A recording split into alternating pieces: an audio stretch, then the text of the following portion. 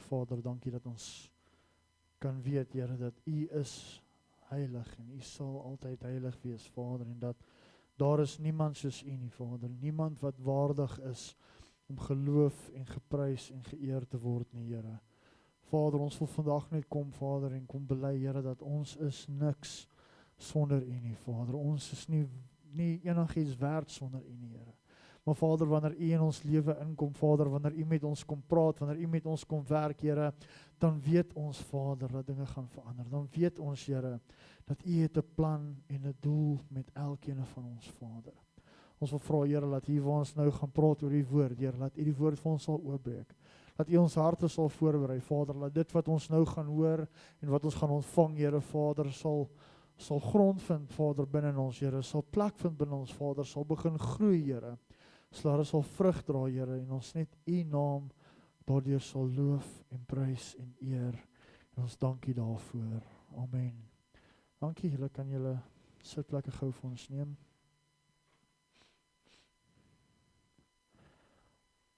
Ons is hierdie hele jaar nog besig om te praat oor, om te groei, om nader aan die Here te kom, om 'n sterker verhouding met God te kry, om onsself te ontwikkel en om 'n pad met hom te stap en om net die mense te wees wat God ons bestem het om te wees, want ons het almal 'n doel op hierdie aarde, ons weet God het 'n plan met ons weet God het ons uitgeroep en uitverkies en hy het soveel dinge vir ons in stoor, maar ons moet onsself voorberei vir dit wat God wil doen in ons lewe. Ons moet onsself voorberei vir dit wat hy wil plant in ons lewe, vir dit wat hy wil laat groei in ons lewe, en ons moet onsself voorberei om vrug te kan dra volgens dit wat hy vir ons bestem het. En een van die belangrikste goed wat 'n boer moet doen met sy voorbereiding vir 'n plantingsseisoen is, hy moet seker maak dat die grond waarin hy gaan plant is reg. Jy sal nie enige boer kry wat net gaan en 'n klomp saad gaan kry of 'n klomp pitte gaan kry wat hy wil plant en net rondloop en gaan gooi nie. As jy kyk na ons Sarel se land hier so langs die kerk, hy loop nie hier in die pad al waar ons op 'n Sondagoggend inry en gooi die saad wat hy wil plant daar nie. Nee, hy berei die grond voor. Hy maak seker die grond is nat. Hy maak seker dat die grond is reg vir dit wat geplant moet word. Hoekom? Want hy wil 'n oes hê. Hy wil hê dat dit wat hy plant moet vrug dra. Hy wil hê dat dit wat hy plant moet opkom en dit moet 'n sukses wees. En ek kan nie dink aan een boer wat daar so is wat iets net sal gaan plant en sê, ag kom ons kyk maar of dit opkom hierdie jaar of nie. As dit opkom, great, as dit nie opkom nie, probeer ons volgende jaar maar weer. Nee, vir boere is dit belangrik en dis hoekom die voorbereiding van dit wat gebeur is so belangrik. En ons lewe is dieselfde. God wil kom en hy plant sekere goed binne in ons lewe. God wil kom en hy het sekere goeders wat hy wil saai in ons lewe in en hy wil hê dat dit moet wortels skiet en hy wil hê dat dit moet groei, maar in orde vir dit om te gebeur moet ons lewens reg wees. Die grond wat ons binne in ons het, as ek dit so kan sit, moet reg wees en moet voorbereid wees vir dit wat God wil doen en dan sal die saad wat gesaai word en dit wat ons kry, wortel kan skiet en dit sal kan groei en dit sal kan vrug dra.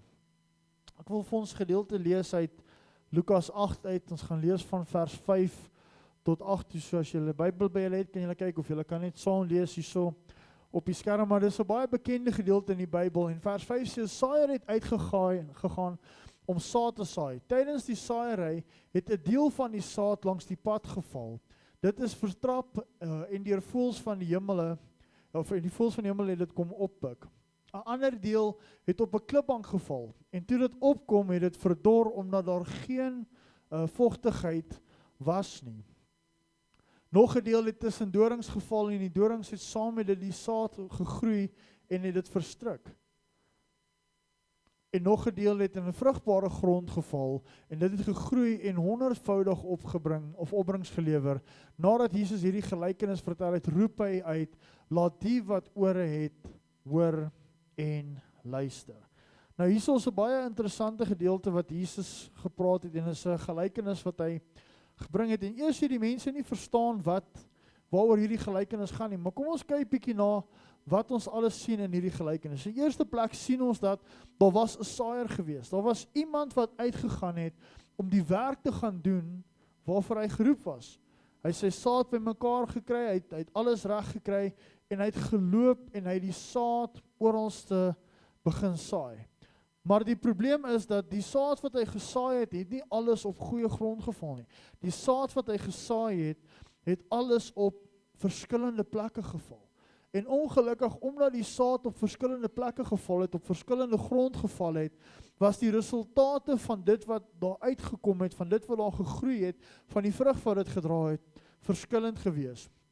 Nou as ons kyk na die saad wat hy gesaai het, is daar altyd 'n paar vrae wat ons vir onsself kan vra, want die Bybel sê nie dat die saaier het klomp verskillende sade gevat en dit op verskillende plekke gaan saai nie. Hy sê hy het saad gevat en hy het dit gaan saai. So ek vra altyd af, was daar enigiets fout gewees met die saad wat hy gesaai het? Nee, daar was nie. Was daar enige iets gewees wat die saad minder effektief gemaak het in die sakkie waar dit aan was? Nee, daar was nie. Die saad was dieselfde. Die saad het konstant dieselfde gebly. Die enigste verandering wat daar was die plek waar die saad geval het. Die enigste verandering was, of verskil was, die uitkoms gewees, omdat die grond nie reg voorberei was nie. As ons kyk na die betekenis van hierdie gelykenis, dan is daar 'n paar goeters wat net bietjie verder in hierdie gedeelte aangaan. In Lukas 8 vers 11 sê vir ons die volgende, dat dit is die woord dit is wat die gelykenis beteken, die saad is die woord van God. Want die disippels het by Jesus gekom en vir hom gesê, Here, jy het nou vir ons hierdie storie vertel, van hierdie man wat gegaan het, en wat hierdie saad gaan saai het ons hierdie storie vertel van hierdie man wat hierdie saad op verskillende grond geval het, en party het gegroei, en party het nie gegroei nie, maar wat het dit met ons te doen? Want Jesus eindig die gelykenis af met die stelling wat hy sê, laat almal wat 'n oor het, hoor en luister. So dit was vir Jesus iets wat belangrik was. En Jesus kom en hy sê vir sy disippels, kom ons kyk eers dat die saad wat gesaai is, verteenwoordig die woord van God. Nou daar's baie maniere wat ons die woord van God kan ontvang. Jy kom op 'n Sondag kerk en jy kom sit en iemand staan hier voor en hy bring 'n boodskap en dan ontvang jy die woord van God. As jy in die week by die huis is en jy lees jou Bybel, wat ek hoop julle almal doen, dan ontvang jy die woord van God. As jy na 'n boodskap luister of iemand stuur vir jou 'n oggendoordenkings of iets en jy luister daarna, ontvang jy die woord van God. En die ding van die woord van God is dat dit bly altyd dieselfde. Dit verander nie. Ja, jy kan 'n vers gaan lees 50 keer en 50 keer iets anders uit dit uitkry, maar die woord van God bly dieselfde. Daar is nie 'n verandering in dit nie. Hoekom? Want God is 'n konstante God. Die Bybel sê hy is gister en vandag en tot in alle ewigheid toe dieselfde. Sy beloftes is dieselfde. Die woord wat ons ontvang vir God is dieselfde, maar ons as mens is die ene wat baie keer die saad laat of veroorsaak dat die saad nie grond vind in ons lewe nie, dat nie wortels skiet in ons lewe soos wat dit veronderstel is om te doen nie. Kom ons kyk bietjie na die grond waarin die saad geval het. Die eerste ding sê vir ons dat die saad het langs die pad geval. As ons kyk na die betekenis van dit in Lukas 8 vers 12 sê die saad langs die pad is die mense wat die woord wel hoor, maar dan kom die duiwel en hy neem die woord uit hulle harte uit weg, sodat hulle nie tot geloof kan kom en verlos kan word nie. Nou sê dalk vir my vra, maar hoe kan die duiwel kom? Hoe kan die duiwel die woord wat ons ontvang het, net van ons al wegneem? Hoe kan die woord kom en dit kan net van ons al weggevat word, sonder dat daar enige impak op ons lewens is? En weer eens, die probleem lê nie by die duiwel wat kom om die woord weg te vat nie, die probleem lê by ons as mense. As ons kyk na daai grond langs die pad, was dit harde grond gewees. Die grond of die saad kon nie gepenetreer het daarso nie. En baie keer maak ons as mense ons harte so hard teenoor die woord van God. Hoekom? Want ons stem dalk nie met dit saam nie. Ons wil dalk nie verander nie, ons wil nie hoor wat die Here vir ons sê nie. Partykeer het jy mos daai preke wat jy sê amen, want dit is lekker as die pastoor sê, die Here gaan jou seën en jy gaan suksesvol wees en jy gaan baie geld hê en jy gaan 'n great lewe hê, dan sê ons maklik amen. Maar dan kom die pastoor en hy preek en hy sê jy moet jou sondes los en jy moet jou nonsens los en jy moet ophou dit en daai en dit doen en dan sê jy nie amen en dan sê jy eina want jy wil dit nie hoor nie. En partykeer dan verhard ons harte. Die oomblik wat ons harte verhard, die oomblik wat ons nie die boodskap van die Here wil vat en toelaat om in ons lewe in te kom nie, maak ons onsself hard en dit keer dat die woord van God kan wortel skiet binne in ons lewe en dan sal die duiwel kom en hy sal van jou af kom wegneem. Dan sal jy daai gevalle kry wat jy hoor nou boodskap en jy ry net hier so uit en jy begin dadelik weer te twyfel en jy begin dadelik weer die teenoorgestelde doen van dit wat jy gehoor het. Hoekom? Want ons maak ons harte hard. As ons kyk na, ek dink so wat is weer so 'n pap te walk. Nou Hebreërs 3 vers 8 sê hy vir ons, moet nie julle harte verhard soos Israel gedoen het toe hulle gerebelleer het nie, toe hulle God se geduld in die woestyn getoets het. As jy jou hart hard maak teenoor God se woord, is jy besig om teenoor God te rebelleer. As God vir jou sê om iets te doen en jy doen dit nie, is jy besig om teen God te rebelleer. As God van jou sê, ek verwag jy moet op 'n sekere manier leef en jy kies as prins om nie op daai manier te leef nie, is jy besig om teen God te rebelleer. Hierdie vers praat oor die volk van Israel wat in die woestyn was. Hier vat die Here hulle uit ballingskap uit en uit Egipte uit waar hulle as slawe gedien het en hulle loop hier so, die Here gee vir hulle elke dag 'n wolkkolom wat hulle keer laat die son hulle nie brand nie. Hy gee in die aand vir hulle 'n vuurkolom wat vir hulle lig gee en wat vir hulle hitte gee. Hy gee elke dag vir hulle manna en kwartels en kos en alles is net great. Maar hierdie mense het gerebelleer teen God want hulle het hulle harte hard gemaak. Hoekom? Want hulle wou dinge op hulle eie manier doen. Hulle wou dinge op hulle eie manier hê. En toe het hulle gesê, Here, ons weet jy doen die vir ons. Here, ons weet jy voorsien so vir ons. Maar ons is nie tevrede met dit nie. En die oomblik toe hulle nie tevrede is met dit wat God vir hulle doen nie, het hulle harte verhard. Toe het die woord wat Moses vir hulle gesê het, geen effek op hulle lewe gehad nie. Daar was geen verandering gewees nie. Mense het teruggeval in hulle sondige maniere in. En dit is wat gebeur as jy jou hart hard maak teenoor God se woord. As jy by die kerk kom, jy sê, ek is nou nie rus vandag om te luister na wat die pastoor sê nie, want hy preek nie vir my nie, hy preek vir die ou wat langs my sit. Dan is dit okay. Dan verhard jy jou hart teenoor God. Ons moet wanneer ons kerk toe kom, ons moet wanneer ons Bybel lees, ons moet wanneer ons 'n preek kyk of na 'n boodskap luister, moet ons eers sê, Here, maak my hart oop. Ek is hier vandag met 'n verwagting, ek is hier vandag met 'n honger, kom praat met my, maak nie saak waaroor die pastoor preek nie, praat met my, of maak nie saak wat ek lees in die woord nie, praat met my, sodat ek kan groei, en sodat ek kan nader kom aan nie. Partykeer kom ons op 'n plek wat ons sê, ek hoef nie kerk toe te gaan nie, ek is okay.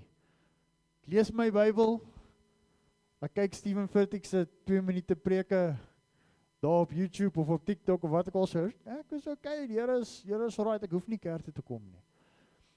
Die oomblik as ons op 'n plek kom wat ons voel, ek hoef nie meer tyd te maak vir die Here nie.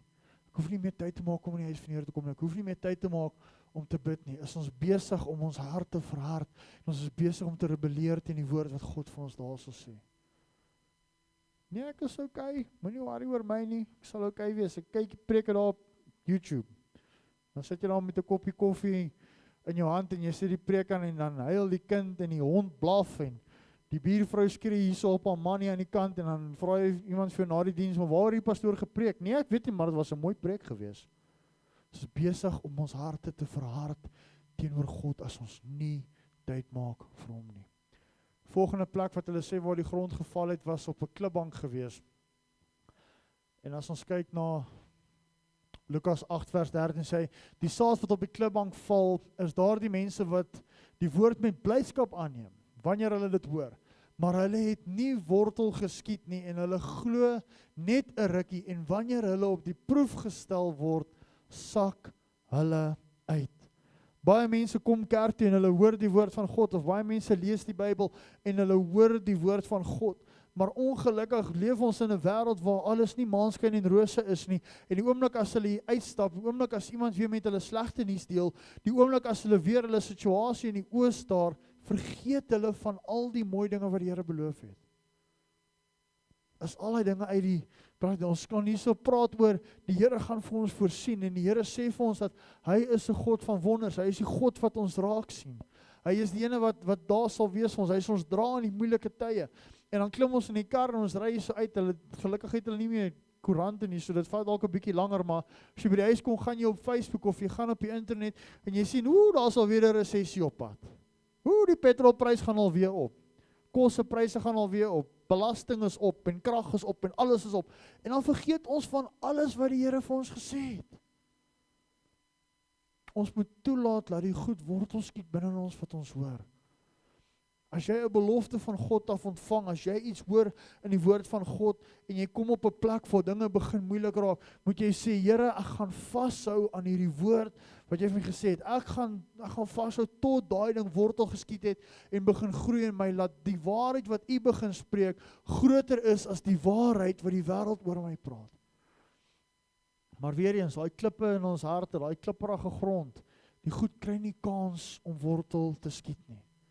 Weet julle wat sê hartseer van so klipprige grond wat hierdie Bybel van praat is? Jy kan na dit kyk en dit lyk alles mooi. Dit lyk alles perfek. Dit lyk alles asof dit gesonde grond is en goeie grond is om in te saai.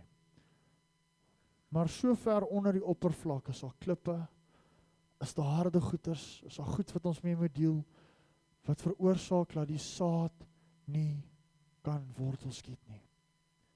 Vir die van julle wat van Michael Schumacher geken het, die ou wat die Formule 1 gery het vir so baie jare en so goed gedoen het, en hy was seker die beste ou wat nog vir Ferrari gery het. Hy het eendag gegaan en toe het hulle gaan ski daar op die ys. Ek weet nie hoekom wil hulle sulke goed doen nie, want dit is koud. En hy het op hierdie ys geski en alles het mooi gelyk en alles het goed gelyk. En alles was fyn, alles het veilig gelyk. En hy het 'n ongeluk gehad en hy het geval.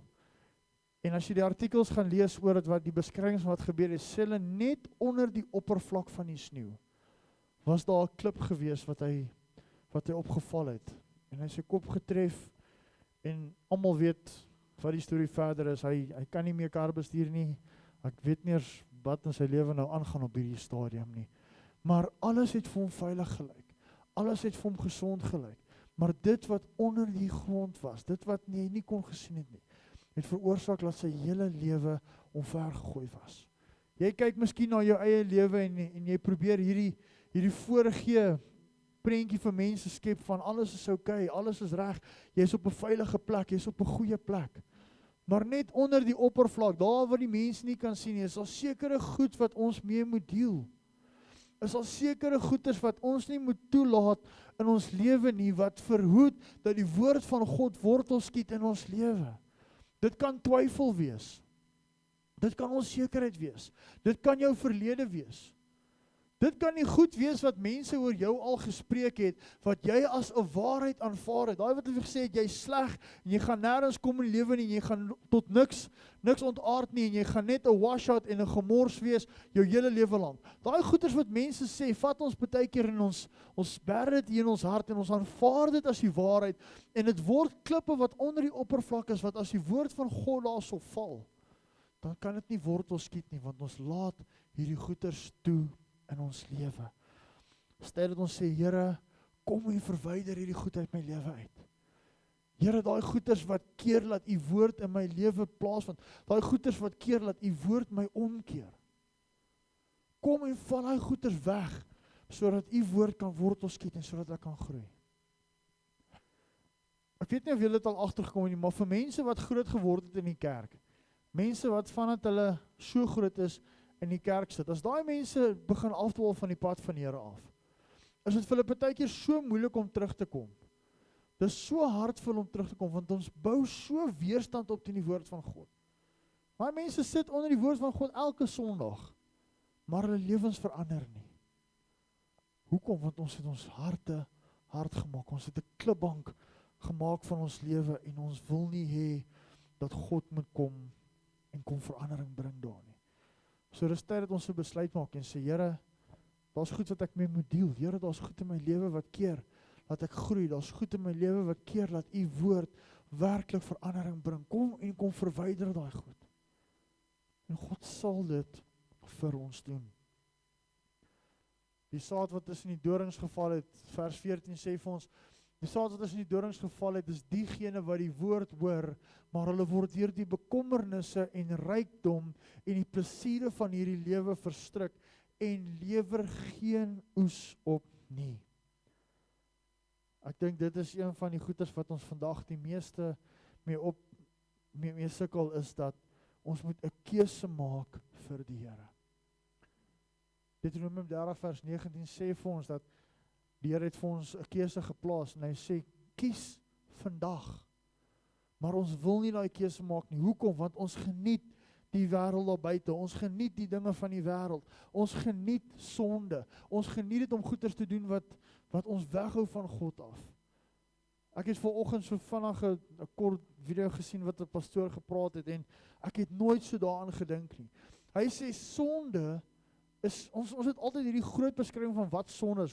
Dis verkeerd en jy gaan hel toe en jy gaan die en daai, maar ons besef nie wat is sonde nie. Hoekom doen mense sonde? Hy sê sonde is 'n soeke na blydskap sonder God. En dit het my so laat kyk.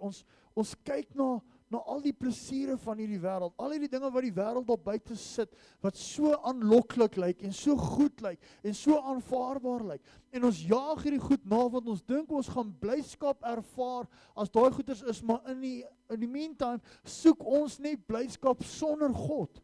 En jy kan nie blydskap soek sonder God nie. Die Bybel sê, "The joy of the Lord is our strength." Die blydskap van die Here is ons beskutting. So God gee vir ons blydskap en ons moet in daai blydskap bly. Maar ons soek dinge in die wêreld wat vir ons plesier en aanvaarding en blydskap gaan gee sonder God. En ons kan nie sonder God leef nie. Ons moet die keuse vandag maak en sê, Here, ek kies U bo alles. Hierdie gedeelte praat van rykdom, hy praat van die plesiere van die lewe. Hy praat van ons is bereid om goeders te doen, om geld te maak, want ons wil 'n lekker lewe hê, al gaan dit teen dit wat God vir ons sê. Ons is bereid om ons werke te kies bo God. Ons is bereid om ons families te kies bo God. En ek weet dit is belangrik om te werk. Die Here het vir jou daai werk gegee, so gebruik die werk om hom te eer. Dit is belangrik om tyd te spandeer saam met jou familie. Die Here het daai familie vir jou gegee, so gebruik jou familie om hom te eer. Die Here het jou huisgesin gegee. Ja, dit is belangrik om tyd saam met hulle te spandeer, maar jy kan nie jou huisgesin bo God stel nie. Enigiets wat ons bo God stel, is besig om die woord wat God vir ons gee en dit wat hy in ons lewe wil saai, dood te druk. En dit sal nie wortels skiet as ons goeders bo God plaas nie. So ons moet die besluit maak en sê, Here, ek gaan toelaat laat die goeders van die lewe my verstringel, want ek wil die plesiere van hierdie wêreld ervaar. Of Here, ek gaan U kies bo alles wat daar so is. En pas op dat dit wat jy bo God kies ook nie van jou weggeneem word nie. Die Bybel sê vir ons, God is 'n jaloerse God, hy wil ons nie deel nie. So partykeer kan goeders verander sodat ons bietjie moet terugkom op 'n plek waar die Here ons wil net sê, maar kies my bo alles wat in die wêreld is.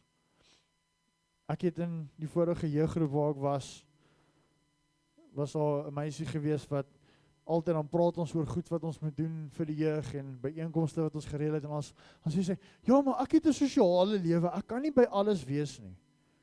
En ons dwing nie mense om by alles te wees nie. En toe eendag kom sy weer met hierdie storie, maar sy het 'n sosiale lewe, sy wil ook saam met haar vriende wees. Toe sê ek net vir haar, en ek dink is die Here wat dit moet gebring, sê ek, moenie jou sosiale lewe kies bo die ewige lewe van God nie. Pas op dat dit wat jy bo God plaas, jou nie uit die hemel uithou nie. En weer eens, ek sê nie ons kan nie ons lewens geniet nie, ek sê nie ons kan nie 'n goeie tyd hê nie, want die Here wil hê ons moet leef en in oorvloed leef. Maar ons moet hom eerste stel in alles wat ons doen.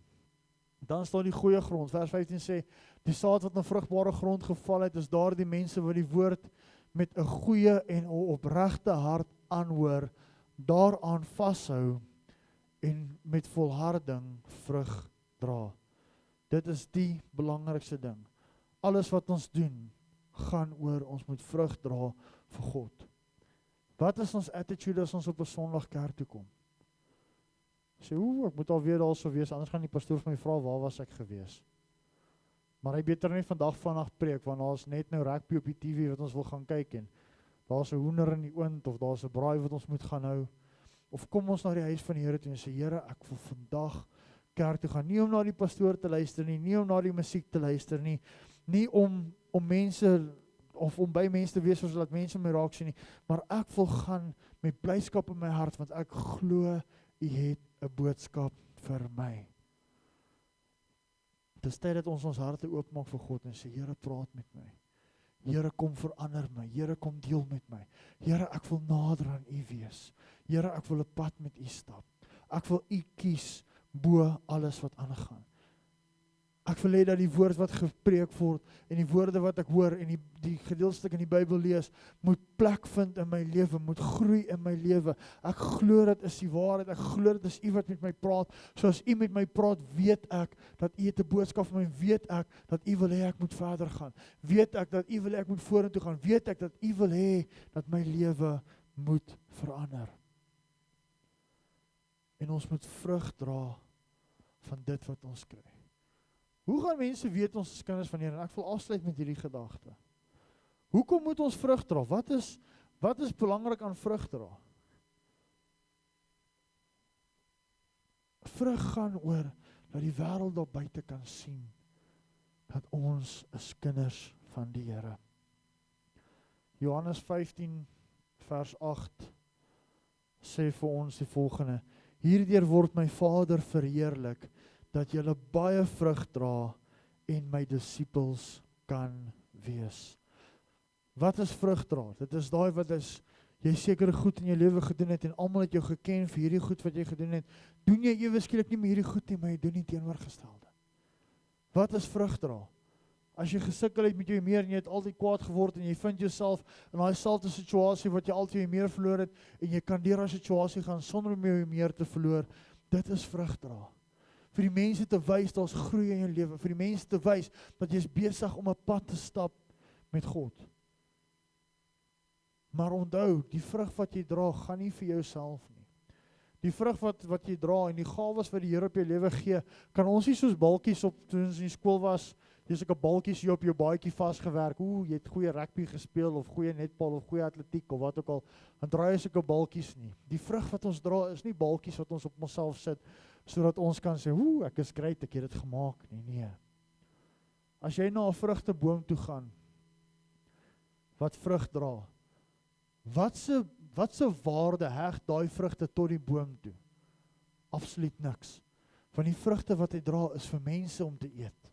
Die vrugte wat hy dra is vir diere om te eet, om voeding te bring vir die diere. As jy 'n boom het wat vrug dra en daai vrugte word nie gepluk nie, en daai vrugte val nie af en word vrot nie, en dit begin afhang, kan dit die takke van die boom begin beskadig. Kan dit die boom begin skade aanlei. So as jy soveel vrug binne in jou het, maar ons gee nie daai vrug uit in die wêreld daar buite nie, ons gaan nie en ons gaan deel dit uit in die mense daar buite nie, kan die vrug wat jy dra jou begin vernietig.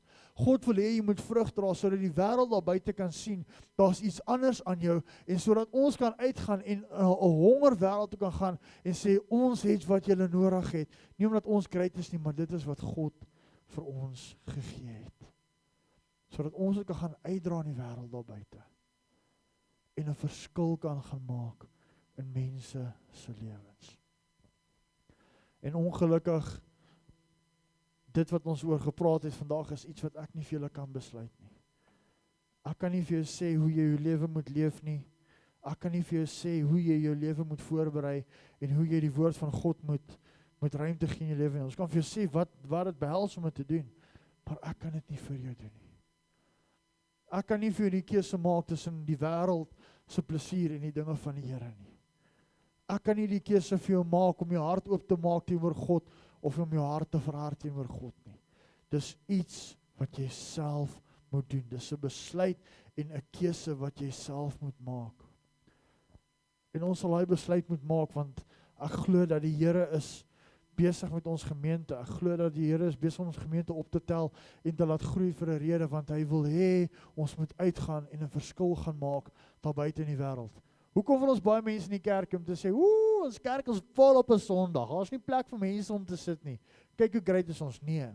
Want hoe meer mense hierso sit, hoe groter is die potensiaal om uit te gaan in die wêreld in, na 'n verlore en 'n gebroke wêreld toe, en 'n verskil te gaan maak daar in mense se lewens. En God wil elkeen van julle gebruik om dit te doen. Ons gaan een van die dae gaan ons begin met 'n reeks oor evangelisasie, oor hoe jy siele wen vir die Here. Hoekom? Want elkeen van julle het 'n roeping op julle lewe, en elkeen van julle is geroep om siele te gaan wen daar buite. Dan sê jy my, ek is eintlik skaam, ek is 'n introwert. Ek kan nie met mense praat nie. Moenie worry, daar's 'n manier wat jy ook siele kan wen sonder om uit te gaan en 'n mic te vat en vir baie mense te gaan praat. Want die Here het 'n plan, hy het jou uniek gemaak, net soos wat jy is, en hy wil jou gebruik net soos wat jy is om siele te wen, om 'n verskil te maak in mense se lewens. Maar dis 'n keuse wat elkeen van julle gaan moet maak. Kom ons sluit met ons oë. Vader, dankie dat ons vandag kan kom, Here, voor U en net kan vra, Here, dat U sal kom en 'n verandering sal bring in ons lewe, Here. Dat ons net vandag kan kom, Vader, en oorgee aan U, Here, en net sê, kom gebruik ons, Vader. Ek wil bid vir elke persoon wat hierso is, Vader. U ken hulle lewe, Here. U weet waar hulle verhouding met U staan, Vader. U weet wat se pad hulle met U stap, Here.